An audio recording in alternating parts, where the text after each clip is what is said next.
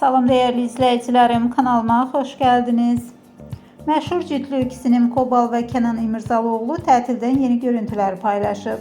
Dəniz, güneş ve sevgi dolu anlar izleyiciler tərəfindən böyük maraqla qarşılanıb. Onların xoşbəxtliyi sosial şəbəkələrdə gündəm olub. İzləyin və bu romantik anlara siz də şahid olun.